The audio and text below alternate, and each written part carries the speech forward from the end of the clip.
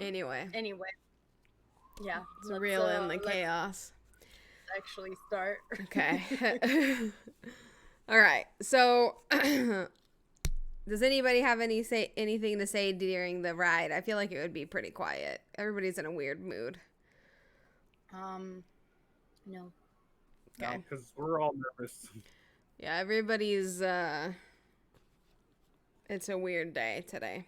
So, you guys drive to the jazz bar that Lindsey is always at, or usually at when you guys go to meet her. And Colette parks, gets out of the car, and starts walking inside. And I'd say probably you guys spent probably like an hour and a half at home, kind of talking to everybody, waiting for everybody to get there, shit like that. So it's not super late at night by this point. It's probably around like 10 p.m. roughly. So you guys are the streets are busy still. You know, people are out partying. This is in the French Quarter, so this is the busier part of town. So there are lots of people on the streets and in bars and things, businesses around you guys. Excuse me. Oh, you know what we didn't do? We didn't roll for hunger. So let's do that. Well, Colette's hungry. Rip. Rip. Okay, 6 passed.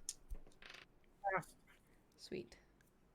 Well, thankfully, Fail. like it's been like 4 sessions that I am always hungry. Okay, so Colette and Alejandro are feeling a little bit hungry tonight.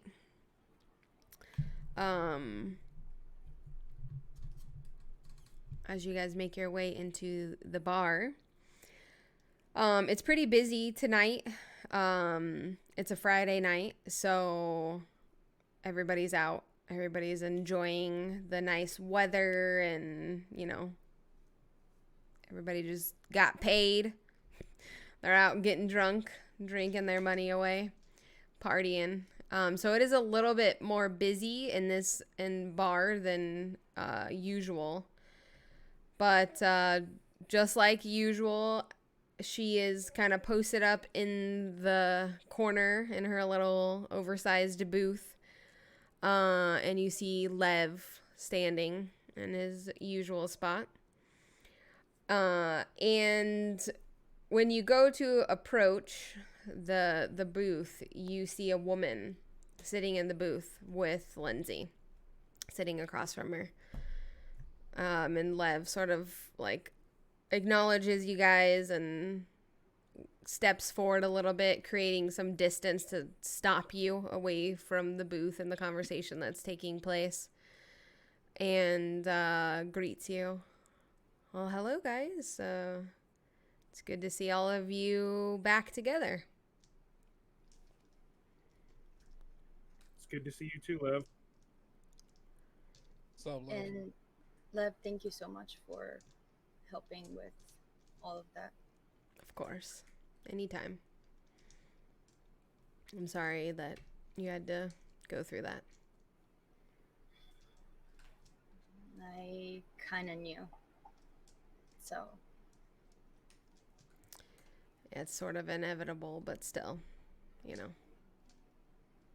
it's not fun. like Colette said earlier, you know, at least I went out with a bang. He sort of chuckles and he says, yeah, it wasn't too many years ago that the news of my death hit the streets, and I wasn't quite as popular as you, but I was on my way to being a professional athlete, so quite a few people did know about me. So I had to kind of live the same experience of seeing my name and face in articles and things like that. So there was a ESPN did a whole article and everything, so it's strange. So I sort of understand. Yeah. Well, Thank you.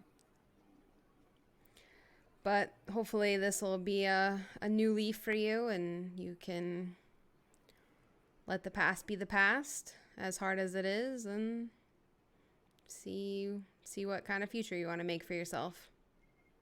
I agree. I need to take all of this as a new opportunity for bigger things. Exactly. And you can see he, in his eyes and his expression, he really is genuine, and he can feel that same sort of sympathy for you because he experienced, like everyone said, like you guys have all died, or some there's been some sort of story for every kindred that has, gone missing. So everybody has felt it, but not necessarily to that level of it being publicized. But he does feel the weight of that, and it's strange. It's a strange feeling.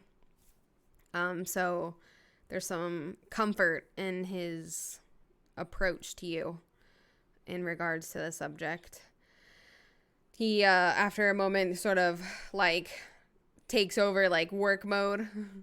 He's like, Lindsey's finishing up a conversation, as you can see, but if you guys want to just take a seat, she should be done in a few minutes. There's another booth, sort of 3 booths away. There's no one ever sits on this side of the room. You've noticed only the first couple of booths, but there's always a pretty good distance between people in Lindsey. Go away. Go on. So there's a booth that you guys can kind of slip into. Take a seat. Colette isn't gonna sit in the booth. She's actually gonna sit at the bar that is across from the booth. She's just gonna sit at the bar and sort of lean on the bar and glance around and watch the people in the bar. There's a little jazz band. This is live music at this. I think I mentioned this last time. Live music at this bar. So there's a little jazz band up on this little tiny cute stage. And there's a saxophone player and a trumpet player, and they're sort of doing their thing and playing this beautiful live jazz music. It's a nice ambiance, even though it's loud and kind of chaotic from some drunk people. It's not it's not like a bar vibe. You know what I mean? There are a few loud people, but for the most part, it's a pretty relaxing environment.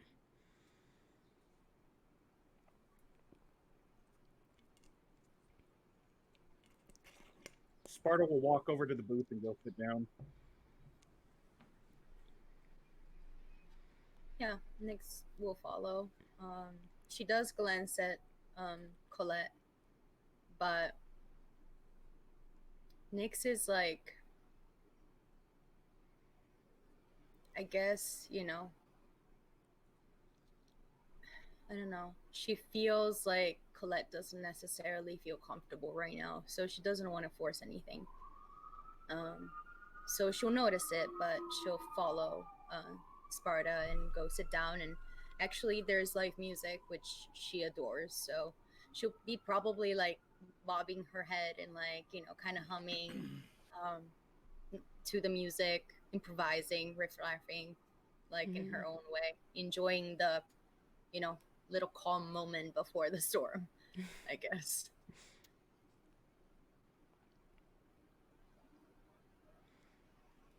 Alejandro just leans in towards a wall and just looks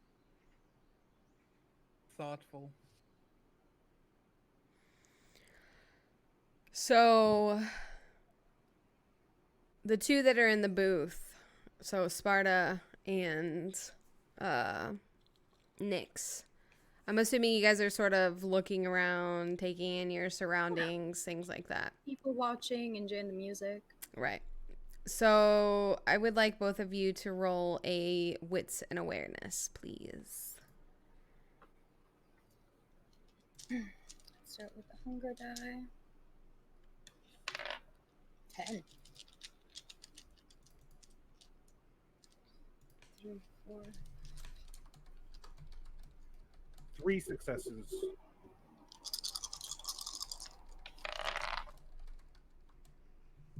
Same.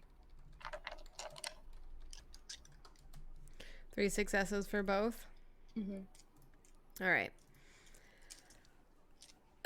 So as you guys are sitting, taking in the environment, looking around, both of you would notice at one of the tables sort of in the middle. So how this bar is set up, I'll give you a better layout if we haven't really talked about it. So when you come into the bar, on the left-hand side, there's the row of booths.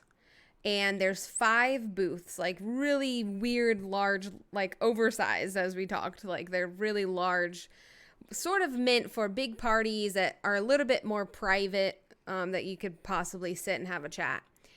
The first booth is the only, like the one closest to the door, is the only one that ever has like just people, normal people in it. The rest of the booths seem to always be empty every single time you guys go there. It's probably by design, like I said, to give Lindsey and whoever she's meeting with, because her booth is all the way in the back, sort of tucked away. So when you walk in front of you is the stage across the side of the room. And then all sort of mixed in are little, like smaller round tables with chairs. There's probably 5 or 6 of those. So it's not a very big space. So there's about 5 or 6 tables and chairs. And the stage is sort of on the other side of the room when you walk in. Then along the left side of the room over here is the actual bar area, which has like, stools that you can sit in front of the bar. And then that's when you have the booth. And there's like a sort of a hallway that leads down to the left when you walk in. So where you guys are sitting and looking, or if you're looking towards the stage, you can see all of the people sitting at the tables and chairs.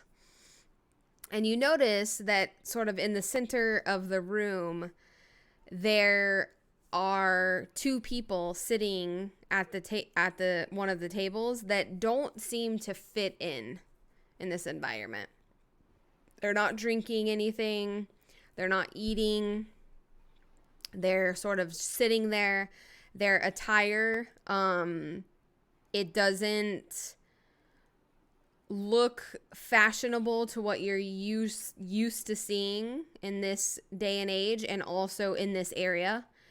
So they definitely don't look like locals. And it doesn't look like, if they're visiting, they just seem really out of place. Like they just don't seem to belong in this environment. Mm-hmm.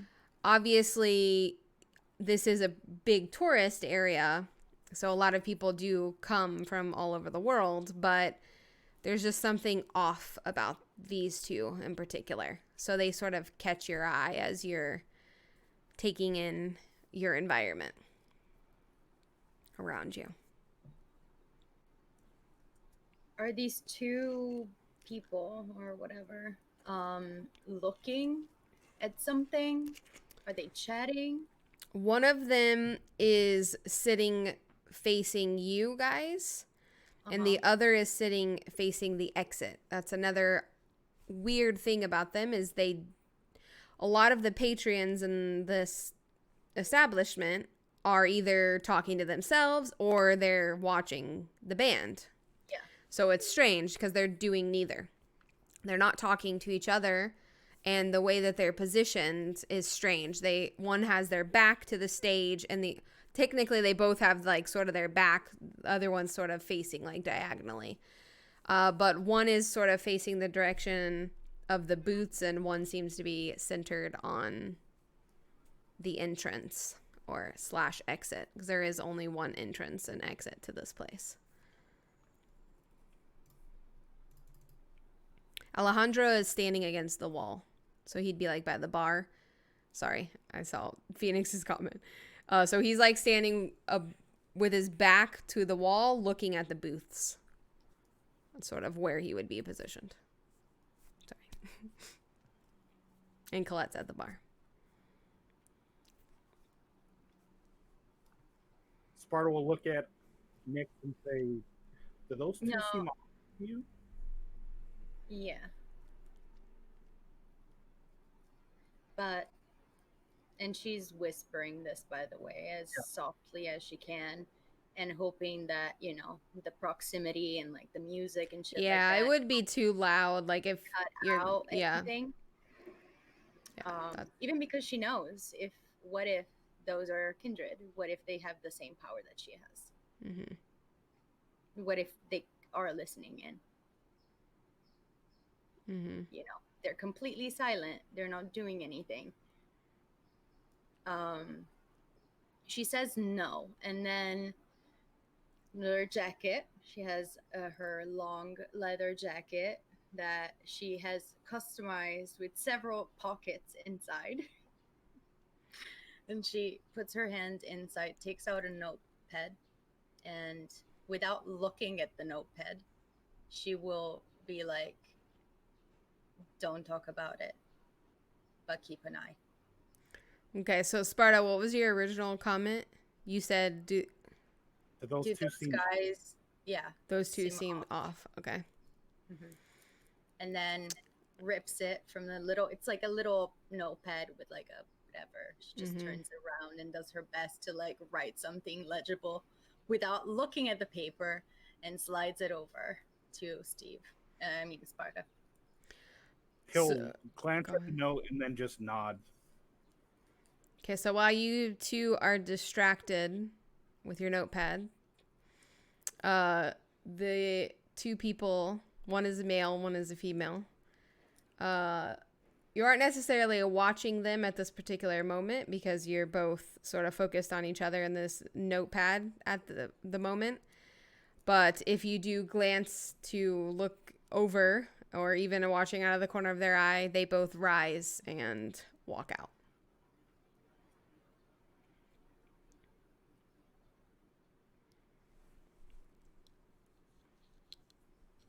Well, she just looks until like they left, Mm-hmm. and then turns I'm around as assuming you would Sparta. probably look because you'd see movement, and Yeah. they both stand and walk out without looking or anything. They sort of, they don't look hurried, but they, you know, don't necessarily take their time. They're very clearly leaving as if, you know, their cover has been blown. As if they didn't already stick out like a sore thumb in this environment, but hey.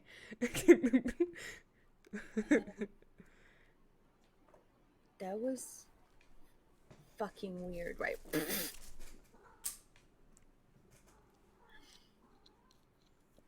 Yeah, they don't seem like they fit in here. Stop it. No. And That's enough. they were both not looking at anything. Like, sheesh, at least we're trying. Do you think they might work for Lindsey?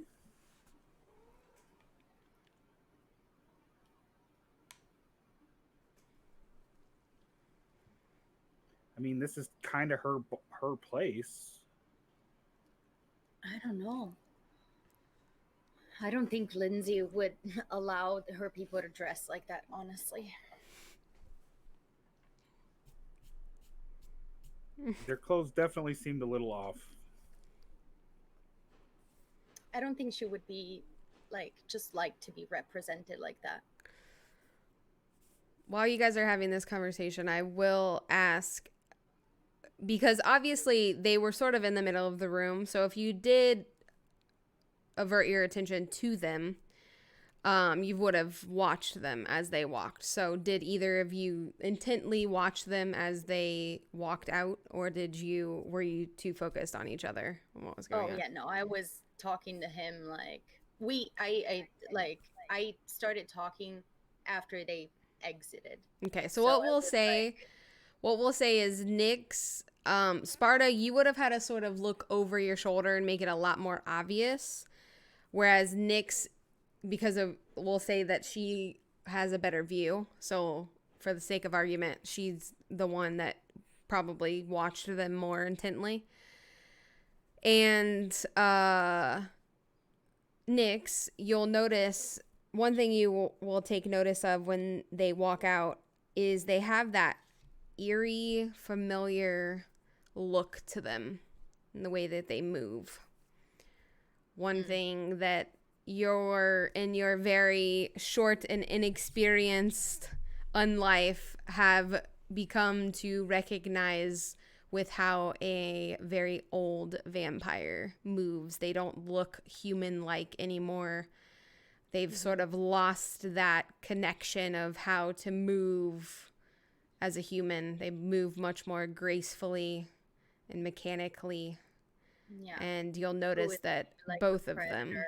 right, both of them have that look to them as they get up and exit the bar. Okay. But I think Sparta, one thing I'm 99.9% sure is that both of them, I don't know, maybe it's because I'm new. And whenever I see that, especially Catalina or some shit, it creeps me out. Um, but you know how Catalina moves? Yeah, she has that grace that seems unnatural. Mm-hmm. I'm pretty sure that those two are, you know what I mean? Their movements were very similar. And from what I understand, Catalina has been around for a second. So 2 plus 2, I suppose that happens to kindred. Like you just kind of disconnect from your human side and you connect to this other side. I don't know how it works. I'm just hypothesizing. No, theorizing, hypothesizing. I mean, I know that when a kindred gets old enough, like a lot of things change. So, I mean, it's very possible. And this is Lindsay's bar. So, if they're kindred, there's a good chance that they work for her or they're involved in some way. I don't know why, but my gut tells me it's not. Do you think we should bring it up to Lindsay and let her know? Oh yeah, whenever we sit by, that's probably gonna be the first thing I ask. Even though it might mean her getting mad at me, but you know, you can never make sure. I mean, she's like right in the back. Maybe she didn't have a clear view of, you know, what was happening and if they were even there. Maybe we should mention it to Lev first, just in case Hmm, you're right. they do work for Lindsay or they're involved with Lindsay in some way. It's better to not make a scene. True. We definitely tend to overreact sometimes.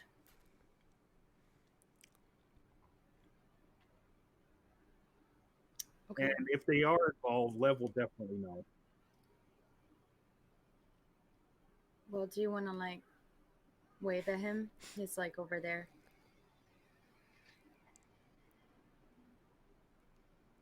I could text him. Sure. I'll get my phone out and text Lev and just kind of give him a rough briefing of what we noticed and asked, is this something to be concerned about or is this none of our business? Are they here for Lindsay? Okay. So you see him sort of reach into his jacket pocket and he's reading your text. He briefly looks over his shoulder toward Lindsay, who's still actively engaged in a conversation, tucks his phone back in his pocket, and walks towards the exit of the bar without saying anything to you guys. I'll look at Nick and say, Told yeah, you. I don't. They were supposed to be here. Mm-hmm.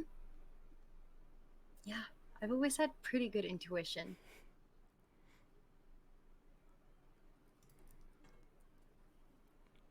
Yes, you have. Mhm. But it was better to be safe than sorry. No, you're right. Again, it doesn't. It's better. We've already again been having problems with thinking straight. So I think this is great. We're So doing fine. as Lev walks out, when he gets to where Colette is sitting, he sort of reaches out and taps on her shoulder, and she stands up and just follows him out, and they both walk out walk out and around the booths. You can't see where they've gone at this point.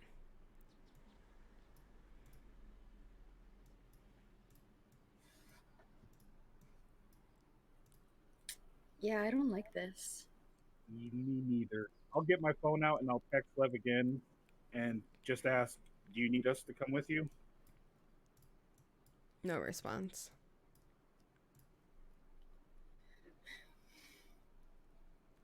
Yeah, I don't like this at all. Well, Lev is taking care of it. So I guess let's just listen to Lindsey.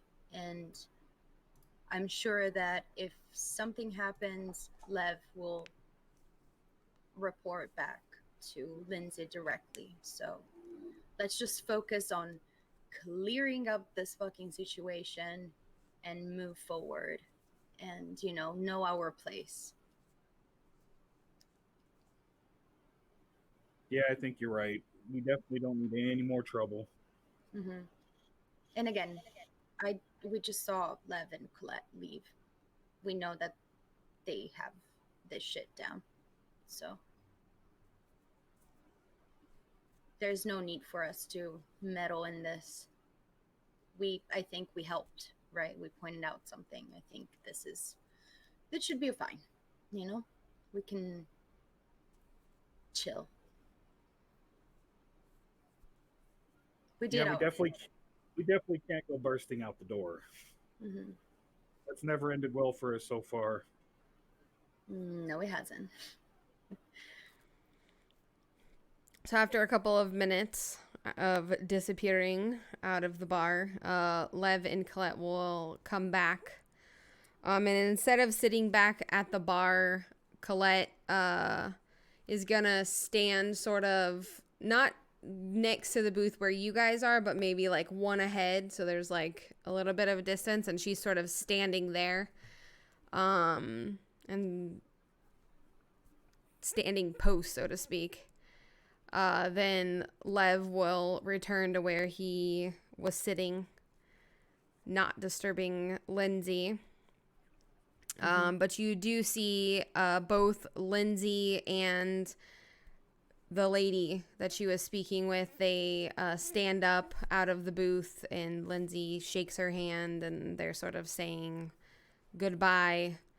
And the woman leaves.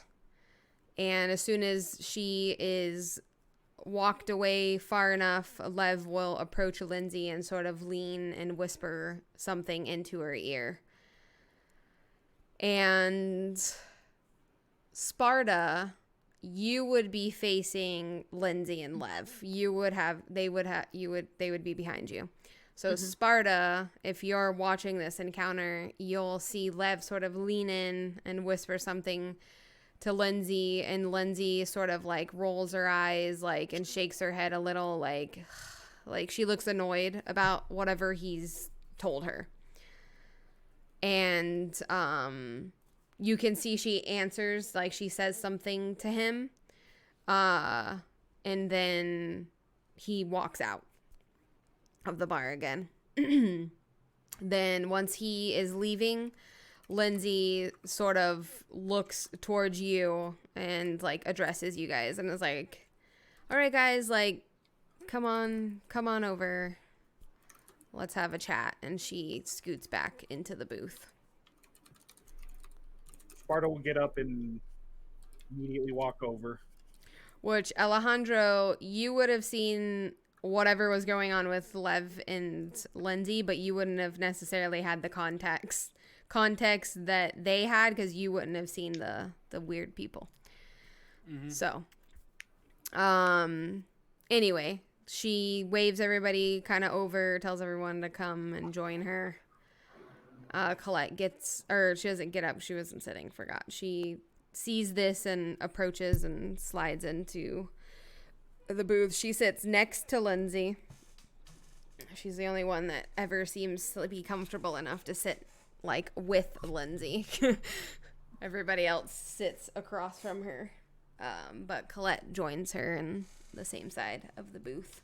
You guys funnel in, all three of you. It's plenty of room. Like I said, this booth is huge, but sitting, it's still cozy. Especially because Sparta's a big boy. So Yeah. I feel like seeing Sparta and Nyx next to each other would be so cute. So I feel like he would be so much bigger than her. Anyway. Oh yeah, probably He's like this big football player. 1 foot taller than Nyx. Nyx is about probably my height, like 5'4". Yeah. Sparta's like over 6 feet. Yeah, I was gonna say I think Sparta's over 6 feet, so he's a big one. Same with Lev, he's huge. Lev is actually a football player, so he is huge and built like a big old linebacker. So you can just imagine what he looks like next to Nyx. But anyway, and next to Lindsey, which is funny because Lindsey doesn't have a big frame to herself. She's a pretty small person. Does he look like Jason Momoa? I mean, he can. He does now. No. That's how I was imagining it. Hold on. This is like a total squirrel moment, but it's gonna bug me. I can't remember his name. One moment. Stand by. There's a football player that used to play for Tampa Bay that is like, in my mind, is Lev. And I can't remember his name. Uno momento. I apologize. Derek Brooks. That's it. I don't know if you guys know who Derek Brooks is, but I'm from Florida. Tampa Bay is our thing. But if you look up Derek Brooks, this is Lev in my mind, which a younger version, because he some of these pictures he does look a little bit old. Brooks? Yeah. Okay. He used to be a linebacker for Tampa Bay. Anyway, squirrel moment. Okay. That's what Lev looks like. Okay, cool. He's a big old dude. Or Warren Sapp. That's another. Warren Sapp is a big one. I don't know if you guys know who Warren Sapp is, but he's even bigger than Derek Brooks. Anyway, squirrel. Lev is a big boy. He's a big old tough linebacker dude. So you guys sit down with Lindsey. When you sit down with her, she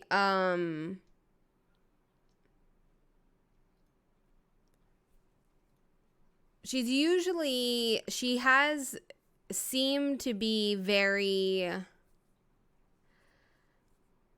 what's the word I should use?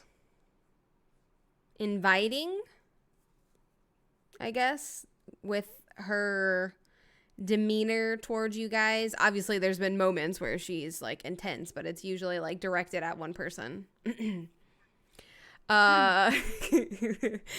But she, for the most part, has been pretty welcoming and sort of inviting towards you guys. She was open. But you notice that her demeanor is not that tonight. She seems a little even annoyed. You're not sure if it's with her or with, I mean, you're not sure if it's with you guys or just like whatever, but she doesn't necessarily feel that welcoming and inviting in this particular moment when you guys join her. She takes a moment and sort of like looks around at all of you. And so, how was your break?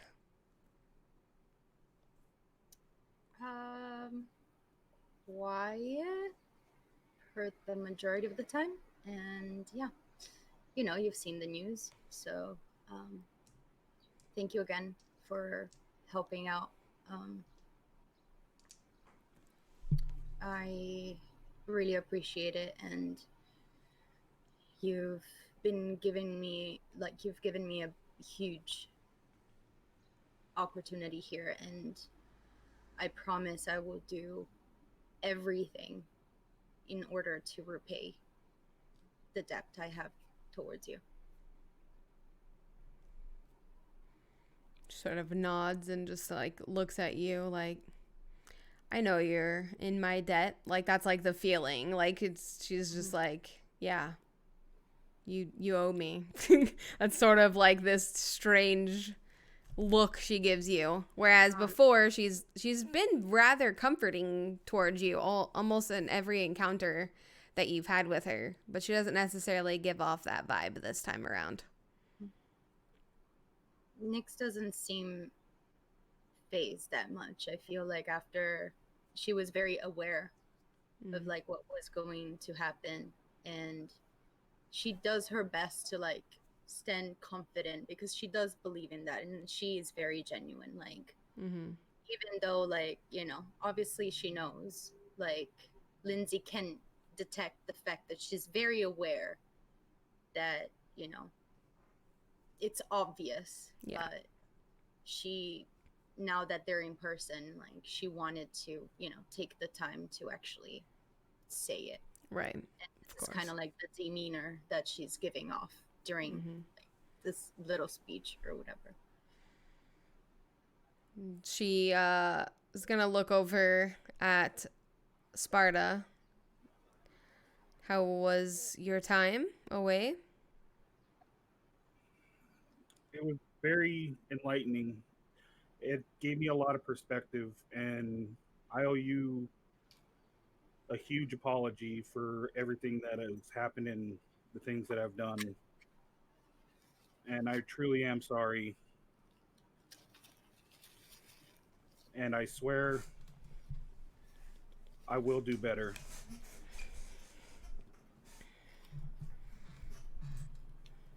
Well, I'm not sure I'm necessarily the one that needs apologizing to, but okay. She's gonna look at Alejandro, and this kind of like strange smile is gonna come across her face, like kind of like a sheepishly looking smile. She just says, Alejandro? Lindsey? Vacation was good. Was a good needed break, but just like here, there's some chaos going on and back home as well. There's a revolution going on. Well, there's heavy talks about it. So there might be all hell's about to break loose at home.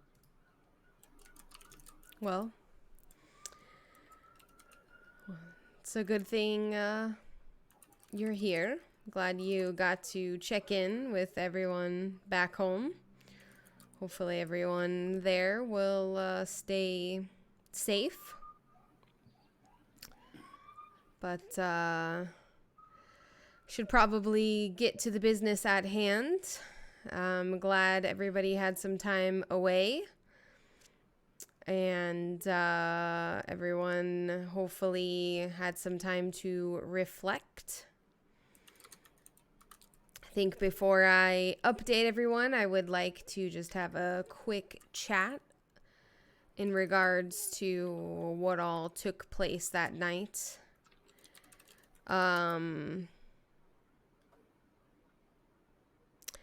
I know it's my job to fix things that need fixing. However, I don't particularly want things broken when they need not be broken. So, if you are to continue to work for me in this city, we'll ask that when given tasks, you keep that in mind. We need to remember that while, yes, we are integrated into this world and have become accustomed to it, everybody lives their lives differently. This is their choice. Sometimes that means that innocents are interweaved into that, either by design to be used as a potential threat, or just by choice, because that is how they choose to carry on.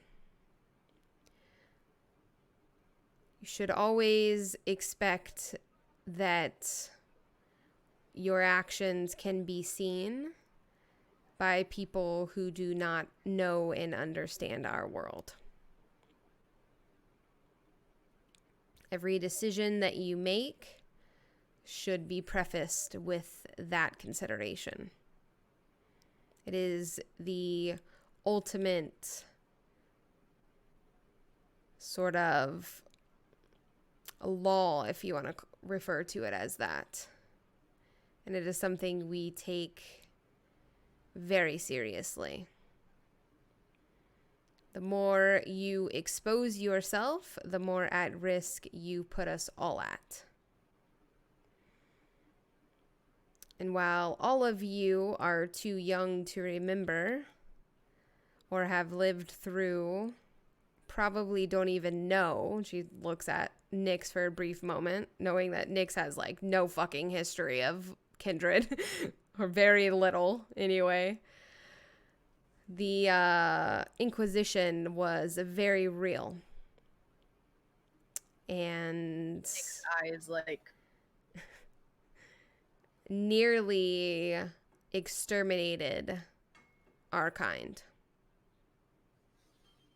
It is the reason why many leaders, such as Catalina, go to the lengths that they go to make sure that we are protected. So,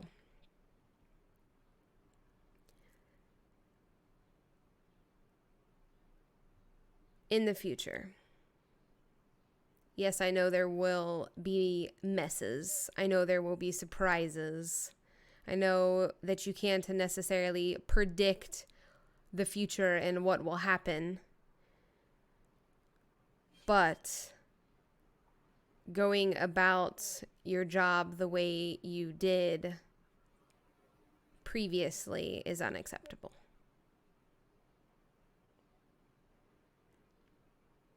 You were in a very public place, regardless of who was inside. There are cameras on homes these days. The amount of things that you probably didn't think about that is my job to think about, I can assure you there are many ways, and it's very easy for our world to be exposed these days. So, all I ask is, going forward, you take these things into consideration. Yes, ma'am.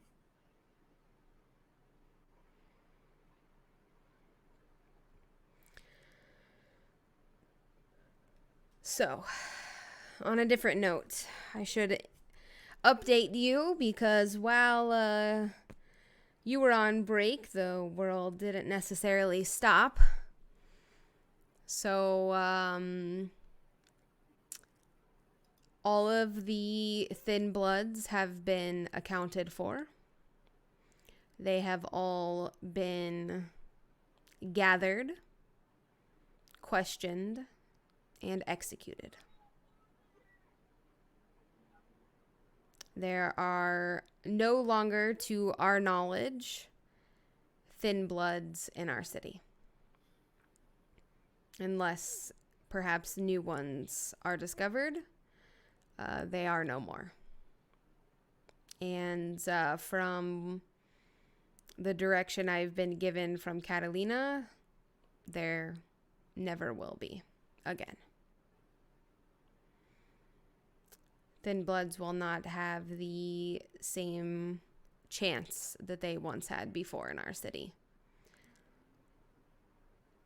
So, it is a piece of our puzzle that we have obtained and we have eliminated.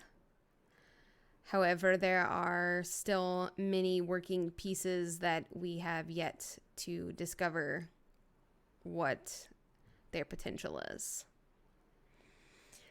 However, in the time of questioning the Thin Bloods, we did receive information about where Travis is currently residing / hiding. We believe the information to be true and accurate. And we have not followed up with this lead because I was waiting for all of you to return.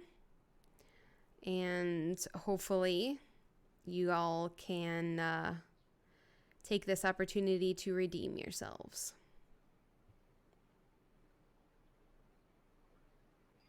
Sparta perks up at hearing about Travis. It is to be believed that he may have protection. Of what kind, we aren't necessarily sure. I have scouted the area, or have had people scout the area, and it seems to be fairly quiet. There doesn't seem to be a lot of activity. And we have not had a sighting of him in particular. But it is to be believed that he is at the location that we have been given. So, going in, I would expect some sort of fight. But obviously, like I mentioned before, take your surroundings into consideration as best as you can. But I don't necessarily, if you are to find him, I don't necessarily to expect him to go willingly. It does seem, just from the information that we've received, it seems he is very deeply connected to whatever is going on here. Perhaps he is the main source that Isaiah has been getting his information from. Travis has lived in our city for a long time. He is very connected with many people here. So he very easily can be someone that Isaiah used to get whatever information he felt useful. Whether Travis is doing this willingly, we aren't sure. Those are questions that we have that we won't have the answers to until we can speak to him ourselves. But I would expect there to be a struggle. So keep this in mind. Do it as gracefully as you can. But I would like for him to be taken alive. Don't necessarily care if he is harmed in the process, but I can't talk to a corpse.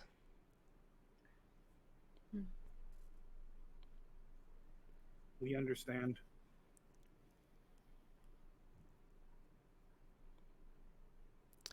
Okay. She takes out a little folded piece of paper from her jacket pocket and slides it across the table, and it has an address on it.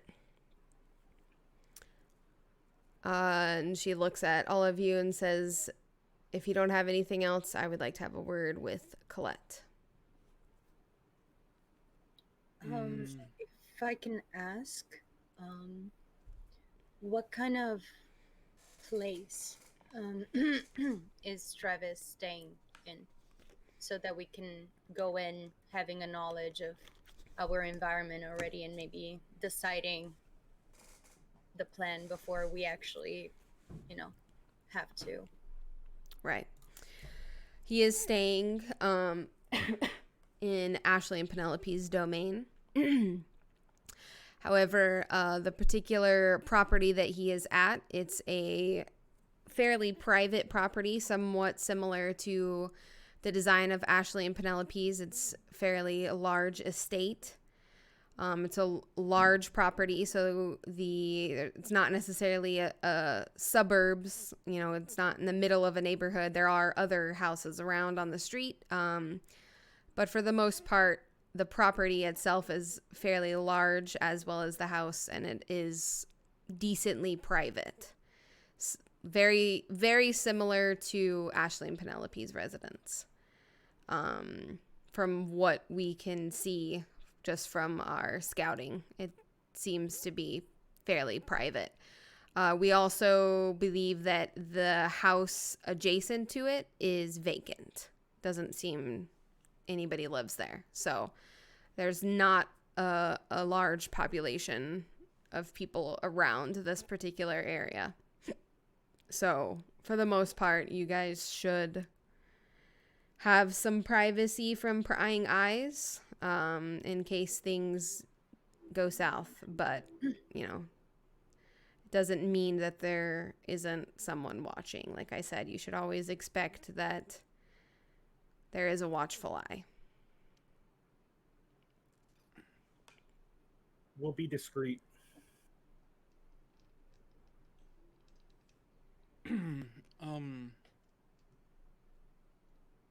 Could we potentially have some night vision goggles? Sure. I can. Don't necessarily have any on hand at the particular moment, but I can have Lev get you some. It's it's mostly because it's kind of hard for myself and Colette to see in the dark. Makes sense. Okay. And yeah. Is it possible to have a word with you after you talk to Colette? Of course. Thank you. I'll while Colette and I speak, just have a word with Lev, who, while you guys were talking, which you guys wouldn't have noticed because your back would have been to him, he has kind of returned to his little post and he's standing there doing his thing. So just have a word with Lev and ask him, and he'll get the people that he needs to get to obtain those for you. Sparta will grab the note that she slid across and put it in his pocket, and then we'll leave you guys alone. And he'll get up and walk away. Same for Nyx. She's going to be following Sparta. Okay. So Sparta and Nyx, when you guys get up and start to walk out, you notice that in the same booth you two were sitting, the man and woman you previously saw leave the bar are sitting in the booth.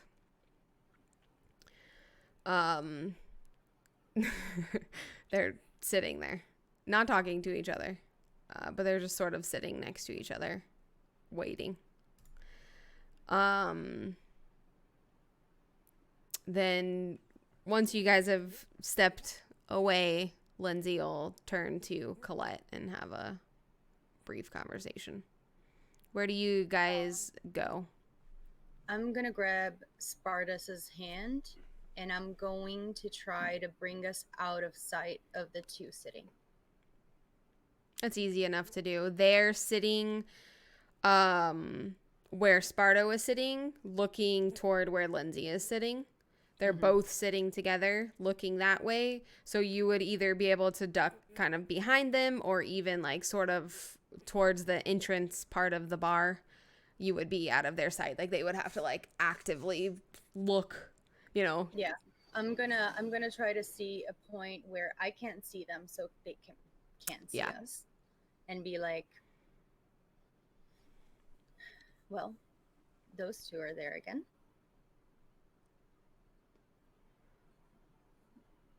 Did I let Lev know? Mm-hmm. I mean, Just Lev can see them. They're sitting right in front of him. Oh, I'll take well, my. just text him. Well, I to make mean, sure. I guess he would see that people are sitting there because he Yeah. didn't necessarily see the people that Yeah. you saw. I'm like, text him that those are the two people that we were noticing before. Take my phone out and I say, those two that we saw are back. They're in the booth that we were sitting at. Okay. Lev at this particular moment is talking to Alejandro about these night vision goggles. So Alejandro, while you're explaining to Lev why you want some night goggles, he sort of reaches into his jacket and reads the text, looks up at the people, and then tucks his shirt or his phone back into his jacket, and then like kind of turns his attention back towards you as you're explaining this. After a few moments, probably I'd say 5-10 minute, their conversation is brief. Colette will stand up and walk out. She actually walks out of the bar, outside.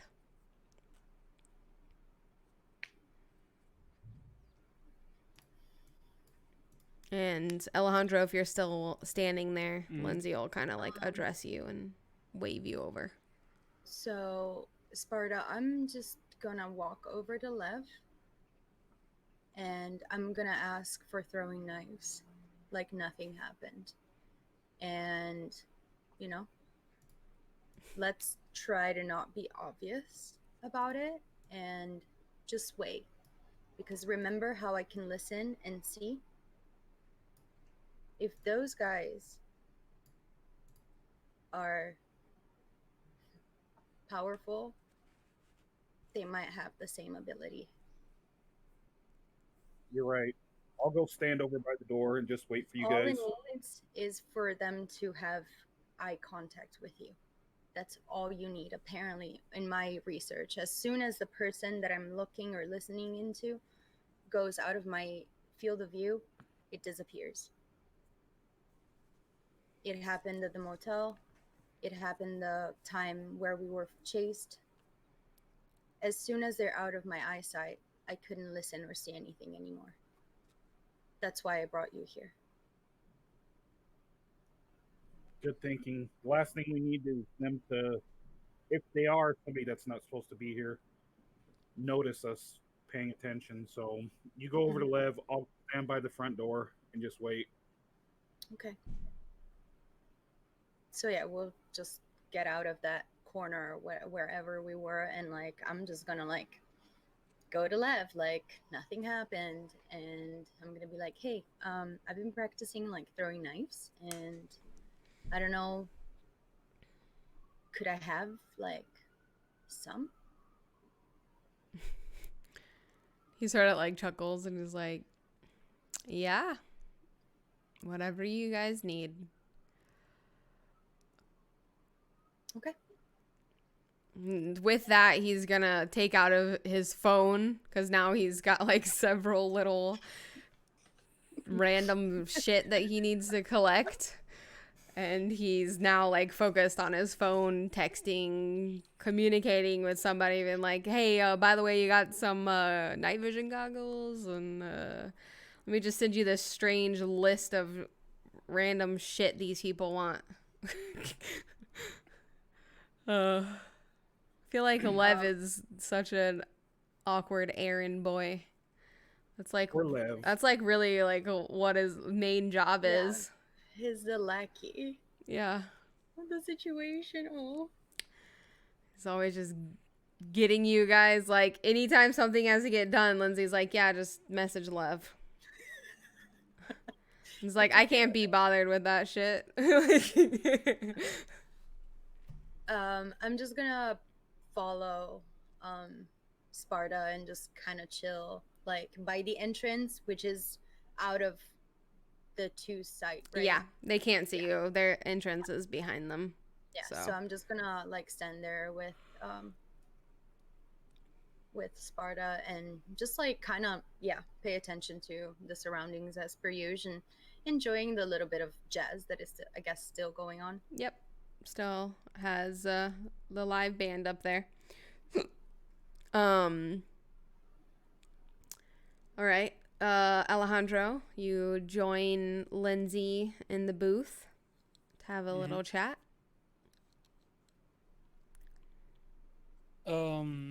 So Lindsay, um, you know how you guys send humans to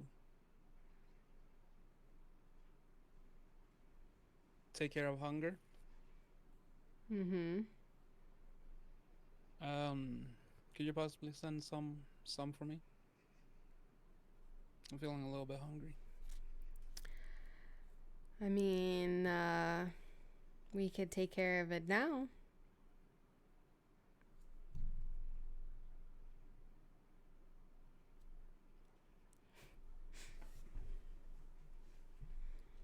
As tempting as it is, Lindsay, we have two people that are a little bit unknown about the situation.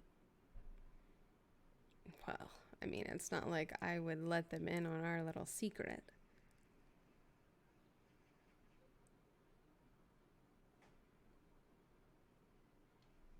We're like we can't see you guys. No, you guys are And I nowhere think near. if I understood right, like that booth, like you need to kind of be in front of it to kind of see what's happening. Yeah, Right? you're where you are. Directly beside you is just a wall because there's like the wall that comes along. And in order to really see into the booth, especially if you're like sitting in the booth, you would have to be like standing at the table to like actually see in the booth. Like anybody past where like Lev is standing wouldn't be able to see into the booth. Lev would like be able to look over his shoulder and possibly see people sitting there because like I said, you guys, when you guys have approached Lev, you've always been able to like see Lindsay sitting in the booth with somebody, but he's standing sort of decently close to the booth to stop anybody from like getting close. So there's no one back there, and the closest person is Lev, who is preoccupied on his phone finding night vision goggles. Making an Amazon order. No, just kidding. I'm sure he knows someone. The ones that I want. Oh my god. There's like specific ones. But anyway, it is private enough, and obviously Lindsay would not put herself in a position to be exposed. She wouldn't necessarily care about you. She'd care more about her appearance. You know what I mean? Like she wouldn't put either of you in a compromising situation. Well, I mean, guess the best thing I can do is go in not feeling hungry.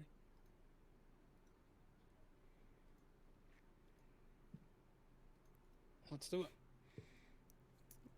She's sort of that sheepish looking smile sort of like is on her face again, and she slips off her jacket. She's always wearing a super nice jacket, unbuttons her sleeve and extends her wrist out to you. Very similar fashion that you have experienced with her several times now. Mm-hmm. So Alejandro drinks.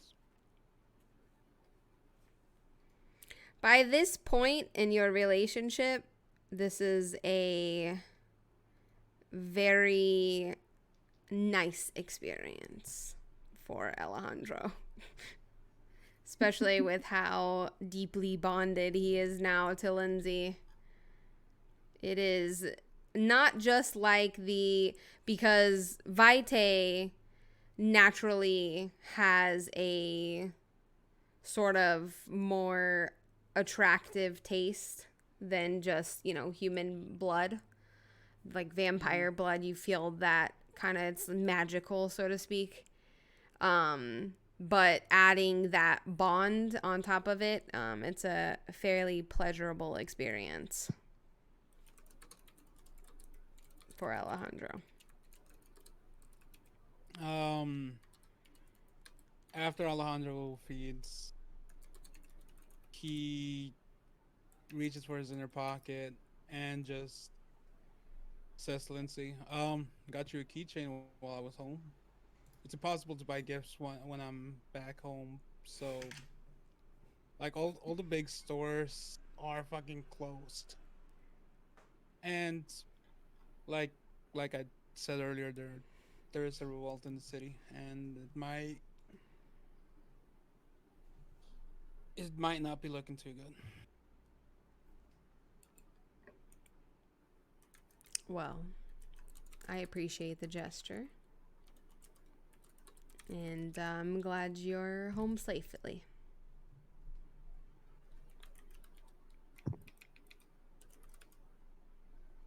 Anyways, I got hopefully a Travis to catch Yes.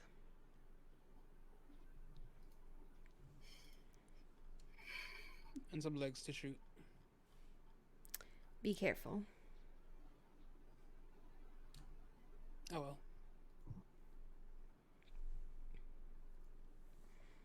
Oh,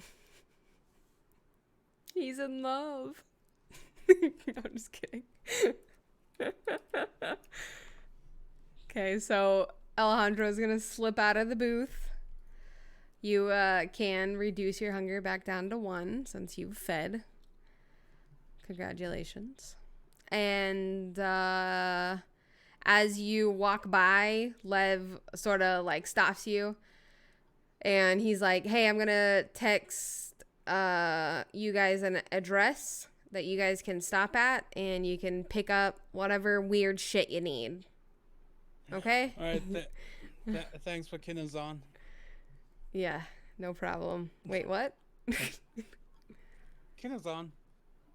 I think I'm picking up what you're putting down. Okay. All right.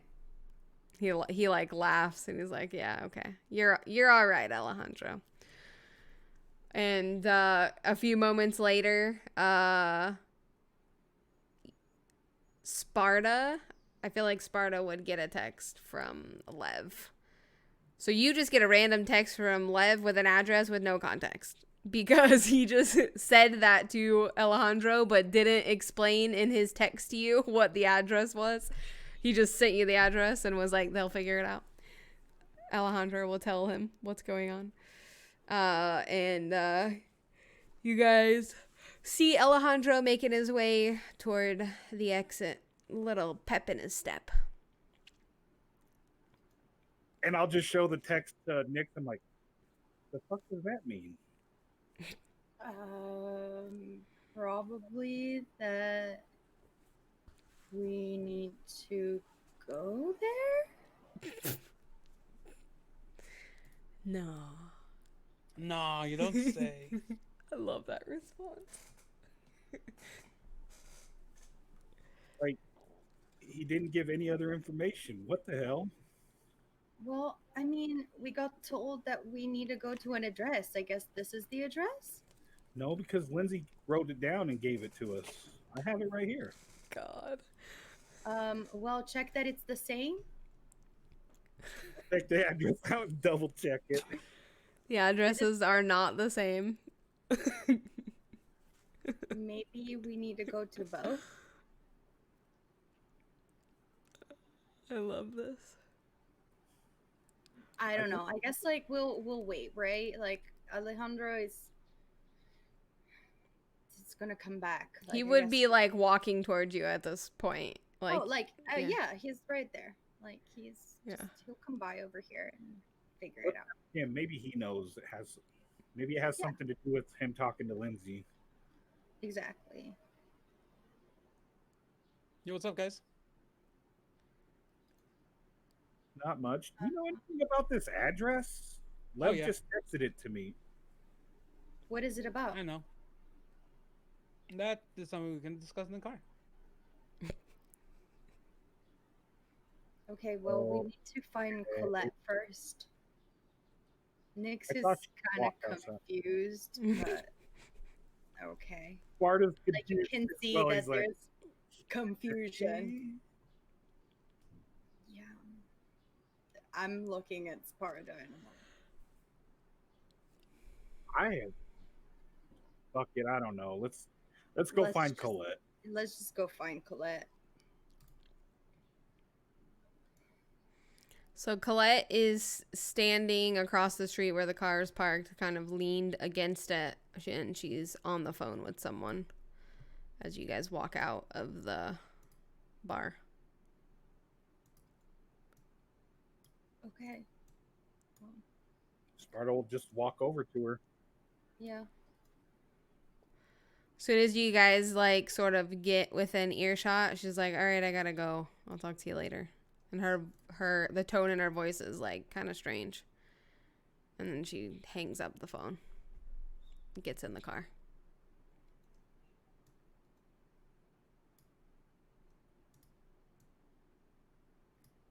Nick is gonna get in the car and then she's gonna just like privately message Sparta and be like, why the fuck is everybody fucking weird tonight? What the fuck?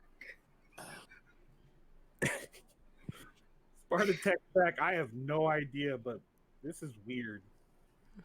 And just like, yeah, I'm uncomfortable. So, Yes. gonna have to do a pit stop. Is that Okay. what this weird address is that Lev texted me? Mm-hmm. What's there? I mean, let's just call it the Amazon store.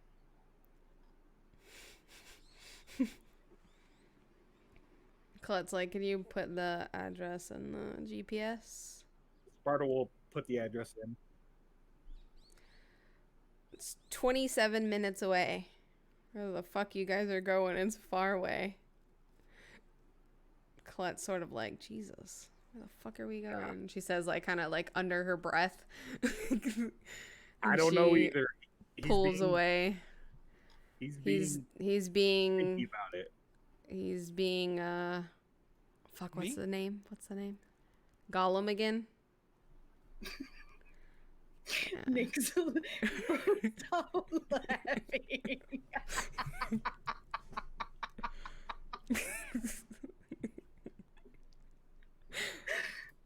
And then like kind of like tries to get her shit together and like calm down. You guys will never be able to understand me. That's for damn sure.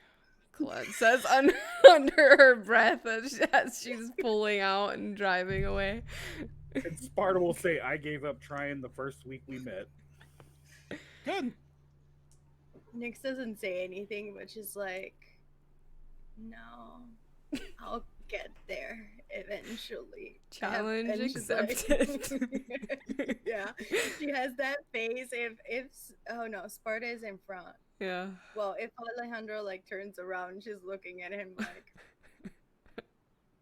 I'm just like, Challenge okay. accepted.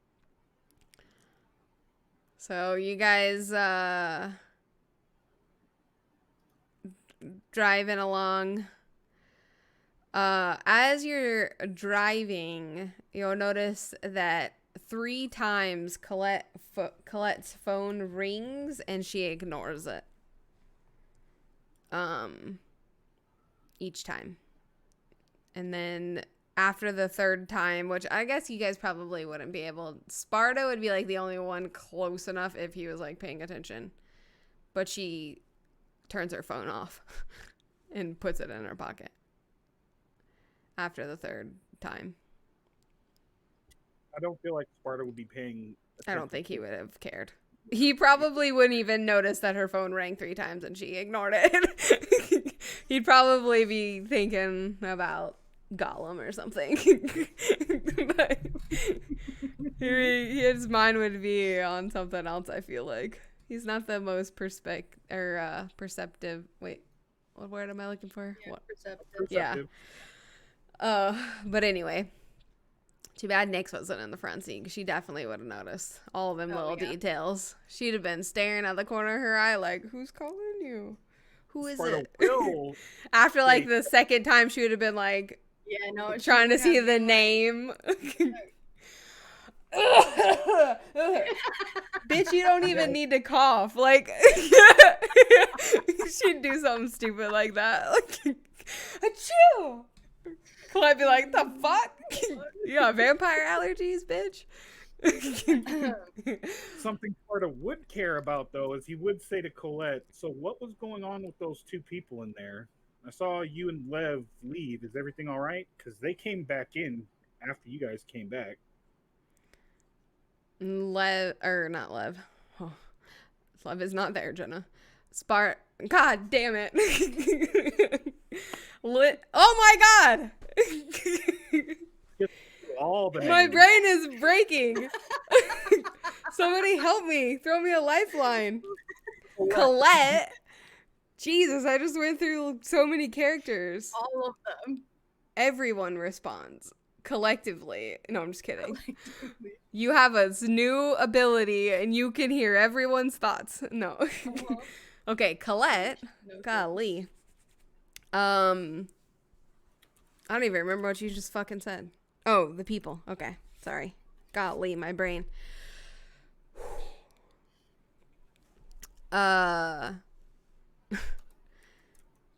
She like looks over at you whenever you said they returned, and she was like, I don't even know what I was looking for. He didn't explain to me what was going on. What exactly happened? There was these 2 people in there just sitting at a table, acting really strange, and they were dressed weird. Me and Nick noticed them, and we texted Lev, and that's when both of you left. And once you came back shortly after, when we were leaving Lindsey, they were sitting in the same booth that we were. I texted Lev again. You told him that they were those people? Yeah. Oh. Well, I mean, if he didn't react when you told him that, then I don't know. Maybe he knows them. Maybe Lindsey knows them. I don't fucking know. It's not like I'm a detective or anything, she says, like, mockingly. I guess. Of course, Alejandro would be laughing. And, you know. We were just curious. They just seemed so out of place. I don't know, man. Old friends. There could be a number of possibilities. Lindsey knows a lot of people. And if Lev didn't seem concerned, then maybe they were supposed to be there. They just looked like they shouldn't be there. But, Fair. yeah. I don't know. You guys are driving along. I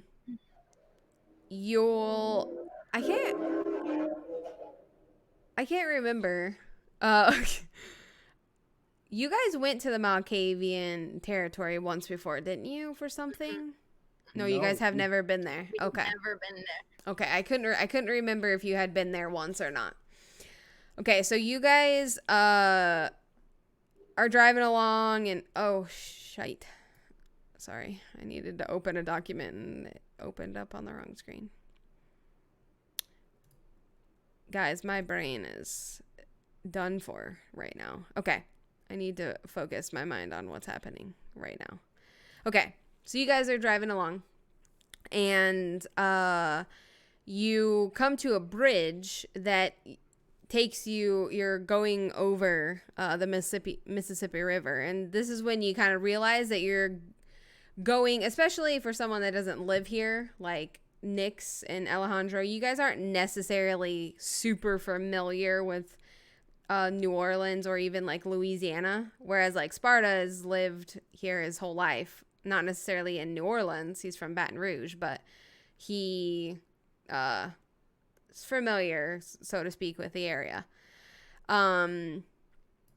So you guys are heading over the Mississippi River, and it seems to be in a direction that you haven't necessarily traveled before. And once you guys are over the bridge and everything, the, I guess, scenery, the terrain, so to speak, is a little bit different. You're not in the city. It doesn't really look like the city. Like, there are obviously like neighborhoods and, shit like that. But as you sort of make your way closer to this place, you come up to the actual property that you're at.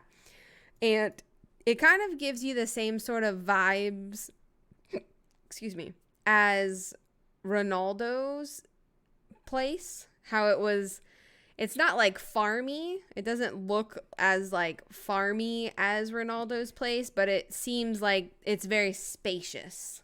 You know what I mean?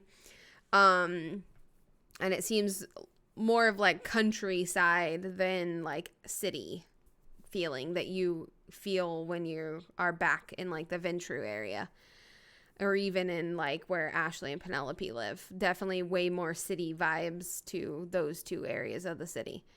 But this is like everything's sort of more spread out. And one thing that you'll notice is this seems to be a area where there's like lots of open space and like swampy areas and like shit like that. Like that's like the kind of vibe that this area. So it looks a lot different than a lot of the places that you guys have been. And you make your rural, I can't say that word, but yes, what Phoenix said. Rural. Nope. Not it. Fuck it. Rural. Yeah, rural. Okay. I can't. My tongue doesn't like it. But you guys pull up to this property, and it's just like this little, like, dinky looking house. Like, it doesn't even look nice. It's kind of trashy. Looks like abandoned. Hell no. And you're kind of confused because, like, even Colette, as she's like she's like slowed down to like a real slow crawl as you guys are like approaching this like tiny 1-story house. It sort of looks like Ronaldo's house, but it is not well kept. It's like old and looks abandoned, and it's sort of even boarded up and weird looking. And it's like she's like a slow crawl, and she's like looking at the address, and she's like, can you double check, like, is this where we're supposed to be? Like, and she's asking Sparta. He'll take out his phone and check it and be like, yeah, this is the right address, but why are we coming to some redneck's house?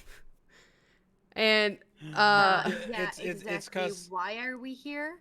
this is where Colette is gonna kill us. You guys have seen horror movies, right? Huh. And she is Well, the that's strongest of all of interesting. us. surprise. Saying. Well, I guess rip. She's gonna stop the car. So you guys are probably a good like 30 feet from the house. And sort of on this strange like gravel dirt road that led you to this house. And there's all types of like trees and shit around you. There doesn't seem to be any signs of life anywhere around you. And Colette is like, okay, for real though, why are we here at some random abandoned house? Like, is there somebody inside of this place that we're supposed to be getting? What exactly is going on here? This is the address Levy gave us to come and pick up our I shit. guess this is the first time Nyx is gonna be affected by her bane. Yes. Her bane Yeah. will come into play for this because it's a nasty place. The house itself is like, it's old. It But has, old, not in the good way. Not yeah, like the cute barn of the Tremere right, and shit. exactly. Not like Ronaldo's house where it's old, or even Ashley and Penelope's house. Because if you remember, Ashley and Penelope, they live in a restored Victorian house.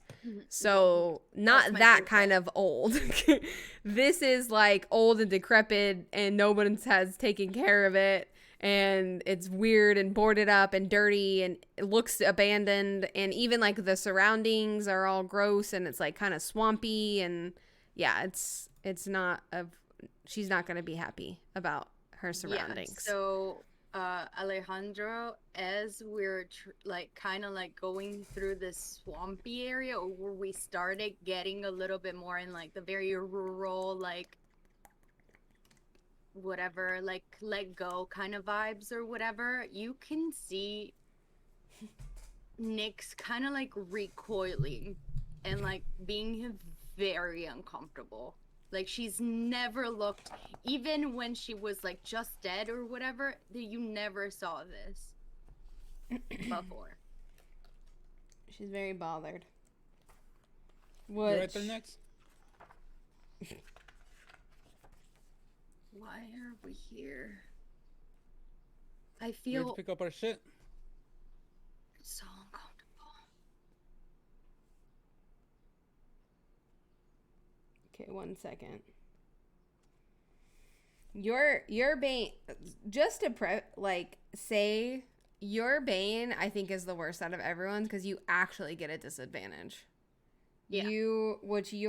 I needed to look. Your bane severity is It's 2. 2, so that means you get a 2 dice disadvantage to Less. any roll that uses your disciplines. Yep. So, yeah. I just checked. Nyx is yeah, I couldn't remember how many dice it was. Yeah, so. I just checked and I was like, well. So yeah, just so you guys know, Nyx's bane is a very annoying bane to have in this type of situation because it actually puts her at a disadvantage. So anyway, continuing. Can't even react or do anything about it. It just happens. Like I'm kind of like so disgusted that if vampires could have like intense nausea, that's like probably how I imagine it. It's like he's literally feeling sick. She is bothered to the core. Anyway, so when Alejandra responds and says that this is where you guys are supposed to be picking up supplies, she's like, are you sure? And she's gonna take out her phone and turn it back on, and she's gonna call Lev. She's gonna be like, hey, this address you sent us, it's like an abandoned house in the middle of fucking nowhere, and nobody's here. So all you can hear, she doesn't have him on speakerphone, so you guys can't hear Lev's response. And she goes, you want me to do what? I swear, who are... Okay. Whatever. She hangs up the phone. She's like, apparently we have to get out and there is like, we have to... I feel so stupid even saying this. We have to give a signal that we're here, as if, a large SUV isn't enough. But apparently we have to signal ourselves as if we were a crow. What? I don't know. I don't know what's going on here. We have to give out a little caw, apparently. I feel like this is right up your alley, Sparta. I do have a pretty good crow call, but what kind of paranoid bullshit is this? I don't know, dude. I guess it's their form of giving signals. I mean, in the detective world, that's typical to have a signal or something when you go undercover or safe word, wow, safe word, a sentence or some shit like that. This is fucking weird. Oh my hell!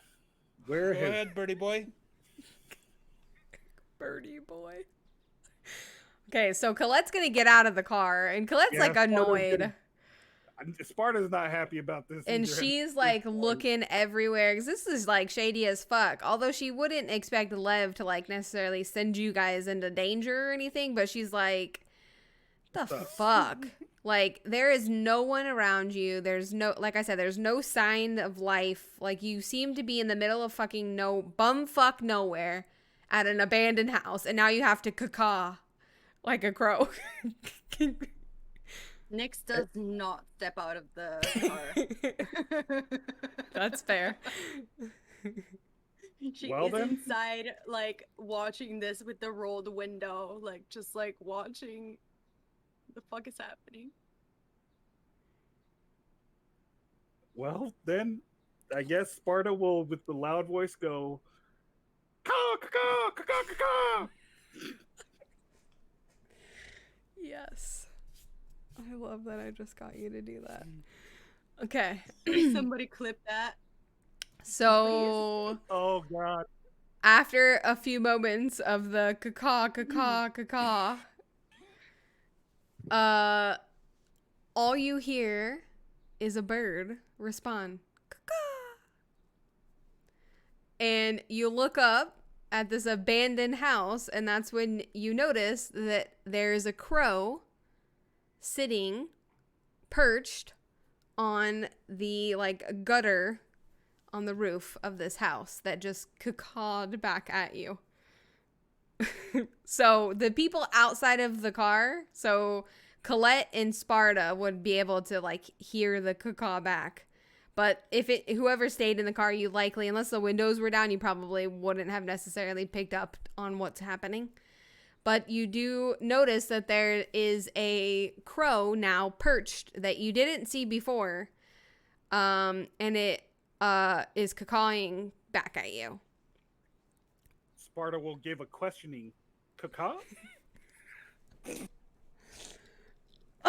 With that, the bird is going to fly up and sort of disappear somewhere behind the house. And a few moments later, a figure is going to walk around the back of the house. And it is short in stature, and you can't really make out what exactly or who exactly it is. Colette is like immediately on guard of like, what the fuck is happening? Like, this is some stupid ass gangrel shit that I don't like.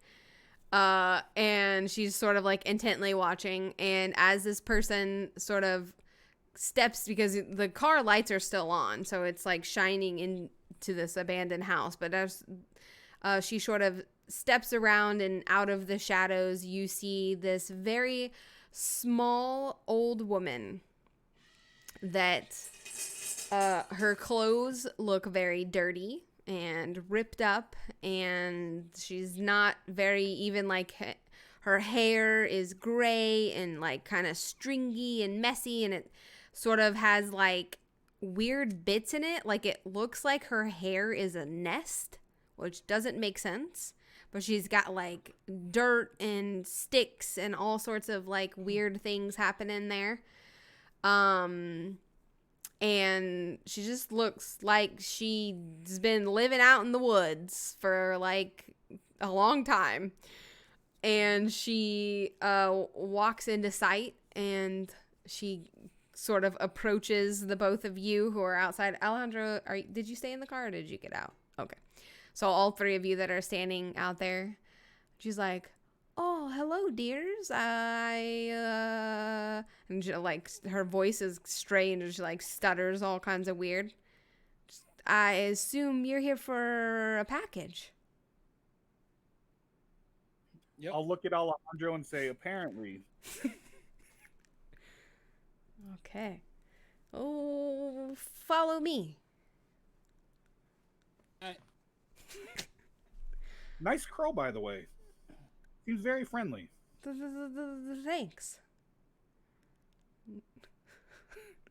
And she Are you staying in the car? Because you're watching now. They're like following this strange lady. As soon as I could see, like, the lady, Nyx literally gags, turns around, scooshes back, and from there, she's like, I'm gonna stay here. Okay, we'll be back with presents apparently. So the little lady, she's really small.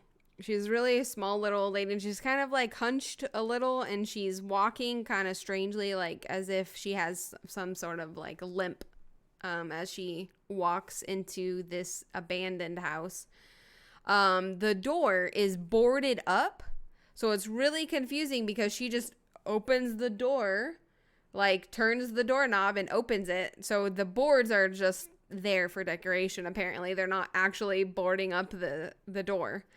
And she opens the door, the creaks open, and this very old and decrepit house.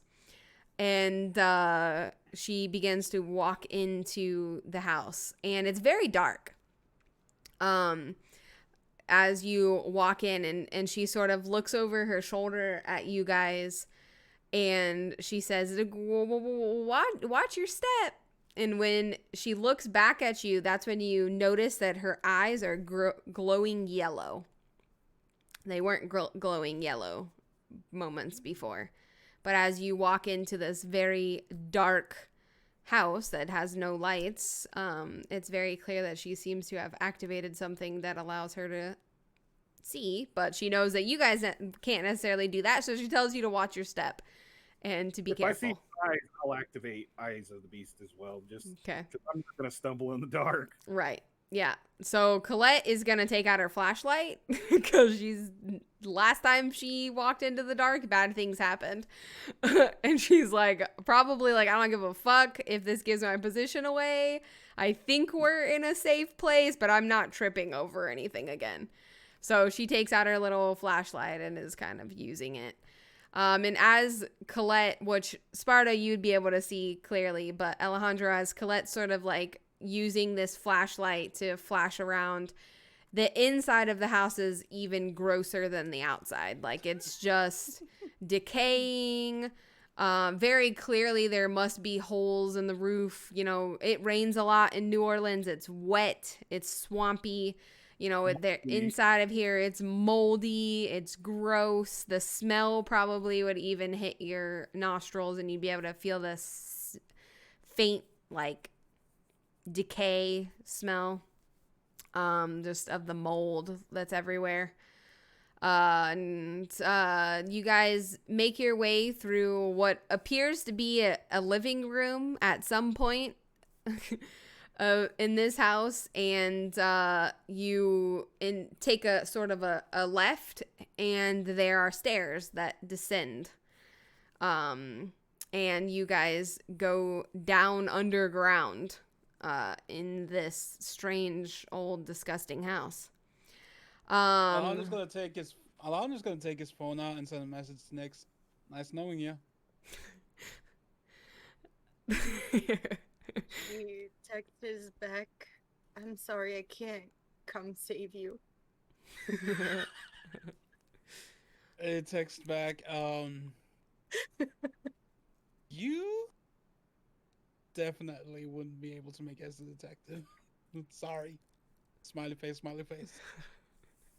She's like, that's okay, I have other talents. So as you're descending down these stairs, there's a door, and it's strange because the door seems like a large metal door. It doesn't match anything about this house, and it seems new.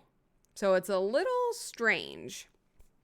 Because it doesn't match the aesthetics of everything you just saw. Like the rest of the house was like made of wood that was like old and rotting and gross.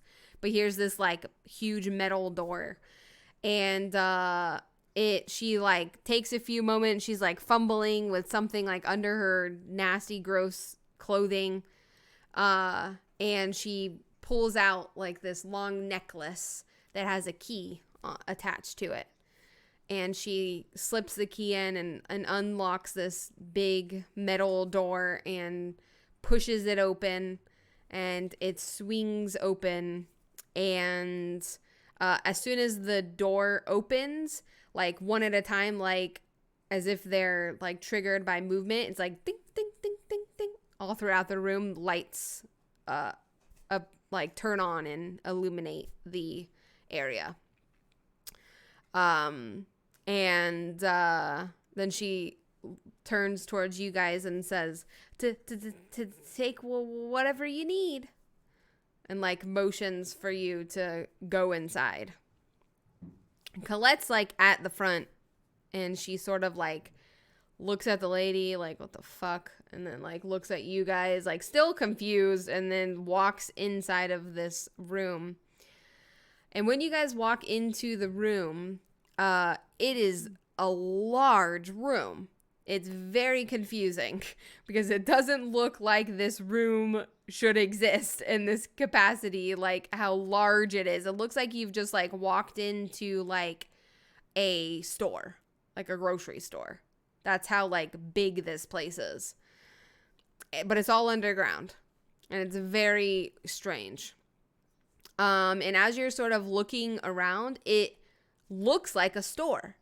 There's shelves that are full of all types of things. Like at the distance, you're just like seeing, but the vibe of this place literally reminds you of like a department store. That's like what it looks like when you enter into this place. And Colette, like she walks a couple inches, like turns her flashlight on and tucks it away into her leather jacket inside, and is like, looks back at Alejandro and was like, wait, what exactly are we getting from this place? And why the fuck are we in an underground Amazon store in the middle of like bumfuck nowhere? And who the fuck is that? She like Okay, let's go from the start. I have a lot of questions. First off, after the last incident, after the party, you and I, we cannot see in the dark. Yeah. Which, when I tried running back to you, I crashed into a fucking tree. She like laughs. Shut up. Shut it. Okay. So Sounds you and painful. Yeah, it was. You and I, we need something to be able to look in the dark. Because we don't particularly want a repeat of the last time. Okay. But you don't want any more piggyback rides? So I mean, that was fun. This little lady, you guys had like taken several steps away from her, like walked into this place, but when you're talking, she starts talking and she's right next to you. And she's like, "Oh, we have something really, really special that you would love." So like as soon as you're like explaining this, it's kind of like, "Oh, like what the fuck?" Like she just like appears next to you. It feels like she's really weird and strange. And she's like, "Follow me." Okay. Colette, so the lady starts walking, and Colette looks at you, Alejandro, and she goes,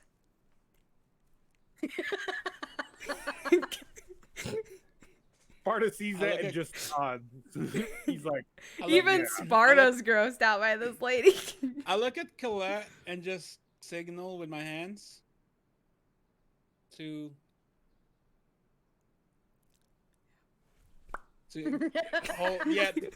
hold your hand close to your goddamn gun.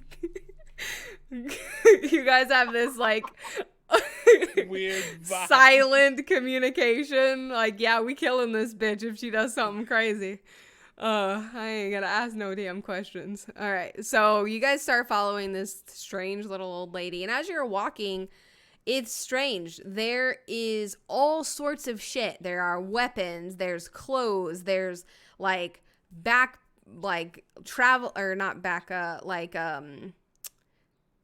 fuck. Like backpacks and shit like that. Like things that if you needed to store things. There's all types of shit all around you. It's like you're at like a thrift store for vampires. So you're like following her along, and she sort of like takes you through this area as you're like looking at it. There's some like really cool stuff. There's guns and knives and like, you know, all kinds of shit that you probably would really like to have. And she takes you back to and there's like this big case. And inside of it, there's all sorts of little vials and like all kinds of like weird shit that looks like voodoo shit, but in the form of liquid. And I'm gonna close in to Colette and just whisper. Did we just discover a meth lab? She whispers back. She goes, "We've made a break in the case. It's vampire meth." Bart looks around and jokingly says, "Maybe we could pick up a few grenades while we're here." Colette looks at him like, "You're a grenade. That's the only grenade we need." That's literally what she says back to you. So this little old lady, she sort of like opens this case, and it seems like to be like refrigerated. And it's like humming and glowing like as if like a refrigerator, but like with a glass front. And like I said, it's full of all sorts of like vials and all kinds of like crazy shit that you're not necessarily familiar with. And she's like looking through and like running, and she's like, here it is.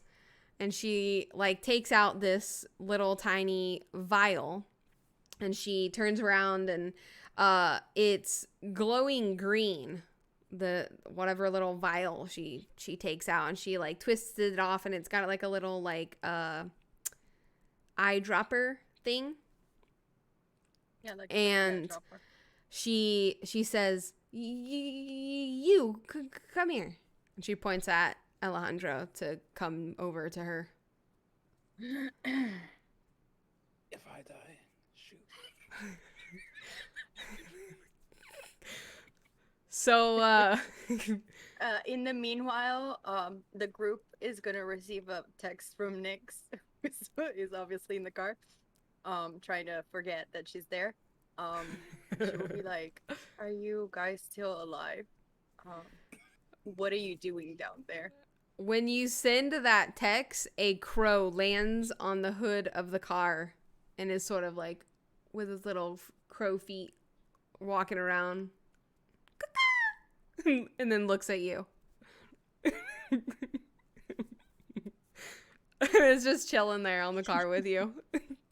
Sparta takes out his phone and says, "This lady is really creepy, and she's about to put something into Alejandro's eyes. Let's hope his eyes don't melt." So Alejandro, she sort of like gestures for, because you're taller than this lady, so she kind of like gestures for you, like get down, and she lifts your head back rather roughly, little rough. Oh my! And without asking permission or telling you what's about to happen, she drops a drop in each eye, and then puts the lid back on and claps her hand, and immediately the lights go out, and it is pitch black in this entire room. And when you guys look at Alejandro, who's standing in front of you, Alejandro, your eyes are glowing green, and you can see as if the lights haven't turned off.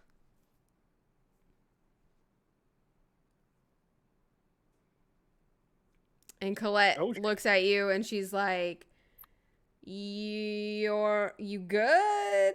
You're doing that thing that I think Sparta does? Yeah, your eyes are glowing just like mine. All right. See? You can. I see. All Colette can see is your fucking glowing green eyes, because it's pitch black for her. So she literally can't see anything. And the old lady would have deactivated her eyes of the beast when the lights went on. So she's standing in the dark as well Um, because it so would have hurt her eyes. Yeah, mine would Alejandro have been turns. deactivated the lights. Alejandro turns towards the old lady and asks, "How long does this last?" The last 1 hour per drop. Okay. Um, so Alejandro turns towards Colette. Colette, Yeah. these are our night vision. Apparently, we don't use goggles What the fuck? because I can see you clear as day right now. And she says, "Little lady, could you turn the lights back on?" And there's another clap. And Alejandro, as soon as the lights come on, it hurts. You're like, oh, it like is Ah, uncomfortable. And you're like, oh shit, like this is, it's not I can't. like piercing pain, but it's not comfortable pain. Mm-hmm, And you're sort of like, takes a few minutes for your eyes to kind of adjust to this super bright mm-hmm. room. And the little lady, she like looks kind of like proud of herself, and she just like hands you this little vial thing. And then she says, "Feel free to take it, whatever you need."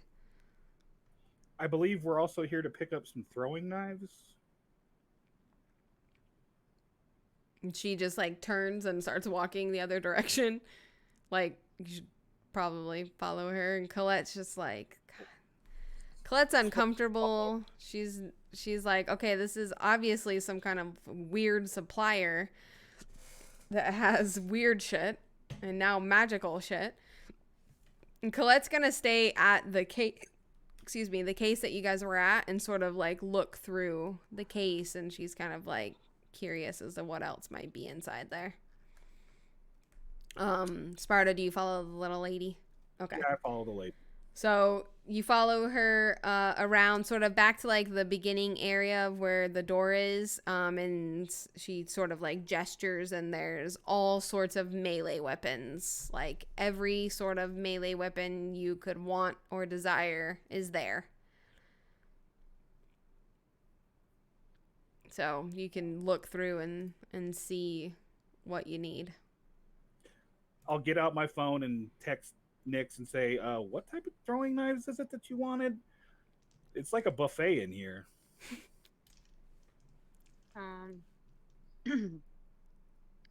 She'll read the text message, do a very fast internet search, and send him the picture that I sent in our Discord chat. And she will be like, something like this, maybe like a 12-pack ? Oh, they're shopping carts. Sparta will look for Sorry. these throwing knives and just grab like 2 dozen just to be safe. You guys didn't know this before, but there's actually a cashier. No, I'm just kidding. Put it on our tab. Which is also the lady. She Yeah. puts an apron on. Yeah, she puts an apron on and stands behind the cash register.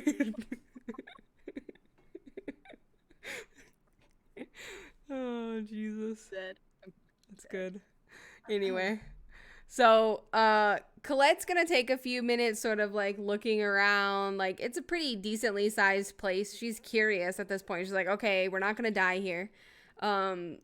Yeah, this lady's creepy, but I want to look around. So she's kind of like looking around, and she does like grab a couple of things, and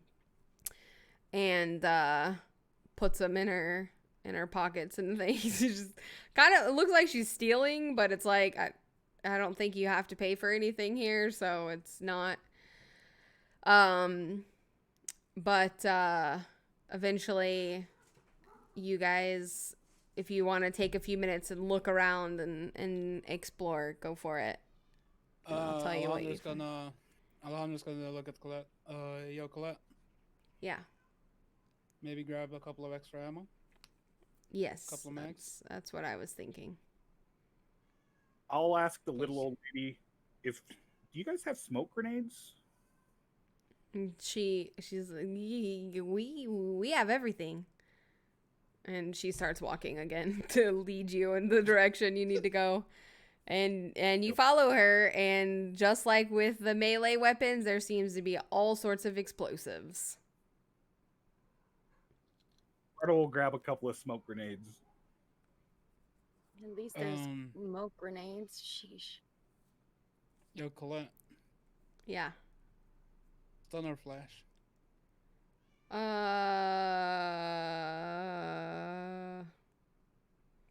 I would say stun, to be honest, possibly, because yeah.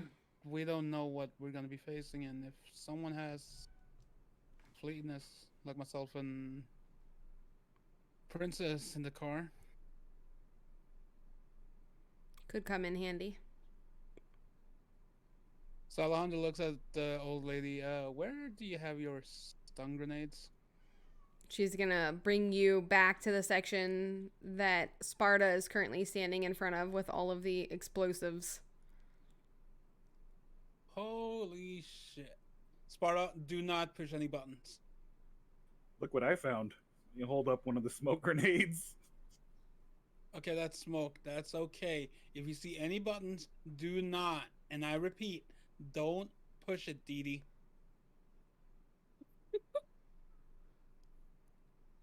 About this, and he'll point and start to reach for something.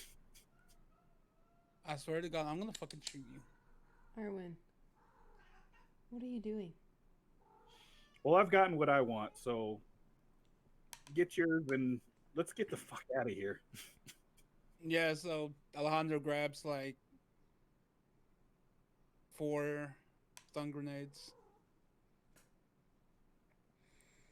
and starts walking out towards the door.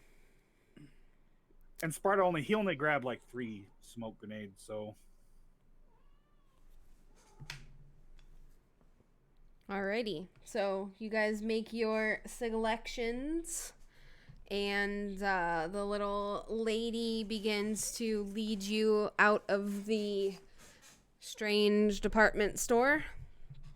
And like once all of you guys are on the other side of this big metal door, she like pulls it and it clinks closed, and she locks it and sort of like shoves the key back down into her shirt, and begins to go back up the stairs heading out of this house.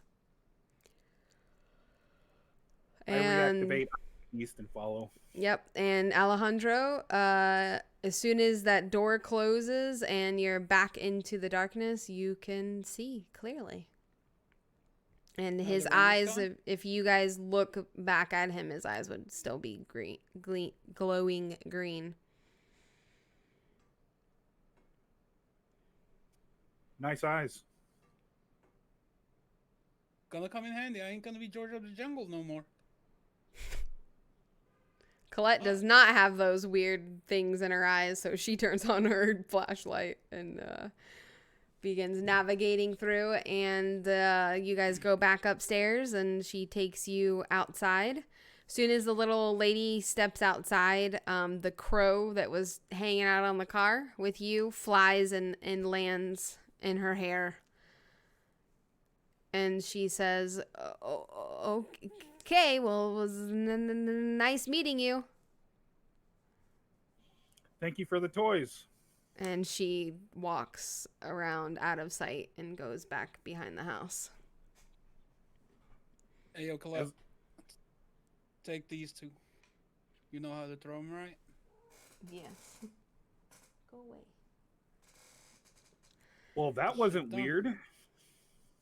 Yeah. What's a sweet little old lady? Yeah, sure.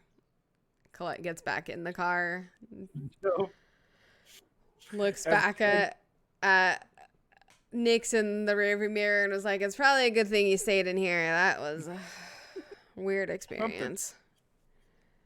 I mean, I'll pass back the knives while we're talking. ooh, nice. What happened? It was like Walmart underground, and everything was free. And they had But with magical like all things. kinds of weapons. And yeah, it's like anything you would need to kill a person. There were clothes. You might have liked that part. There was some clothes Probably. down there, but it was weird. What I found, and I'll hold up a grenade. What? Is this Weiss? She doesn't know Don't- that is a smoke grenade. Like yes. she sees the grenade, she's like, "Are we serious right now? Like we're giving the push the button guy Grenades. Don't That's worry, her like It does- face right now." it's just a smoke grenade. It might be good to cover our Universe. tracks. I mean, sure. Well, I'm kind of sad to have missed an opportunity to do some shopping, but I would have had to go in there completely blindfolded. We could have carried you. You could have just closed your eyes. You could have had Sparta carrying you. Maybe next time. I hope there's not a next time. That lady was weird as fuck. He was definitely something. Ugh. Ooh. Well, Colette looks a little bothered. She's like, let's forget this about the existence of this place, and can we get out of here now? yes, gladly. should go Oh, to by the- the way, instead of night vision goggles, we got night vision eye drops. Yep. They're magical. I'm probably seeing it right now that I Yeah, look you would because you would it's, notice like, that. dark. Yeah, Yeah. you would notice that like once they all got in the car and sort of the car lights turned off, that his eyes have a glowish green to them. So, I mean, that's So pretty- that's a thing. How do you do that? Voodoo Is shit. that some voodoo shit? probably. So, Colette is gonna ask Sparta if he can put the second address in. Sparta puts it in. Says that means no more bunny hopping through the forest. What? Colette. Um, Colette wasn't there for that. That was Long pretty story. funny. Okay. Long story short, there was only one guy that could see in the darkness, and he gave me a piggyback ride, and he grabbed Nyx, and we jumped our way out of the forest. Oh man, that night was weird. Some weird shit happened. Okay, we're going. Yeah. And Colette's gonna like pull out and take off. She's like, okay. And that's where we're gonna take our next break. Yes.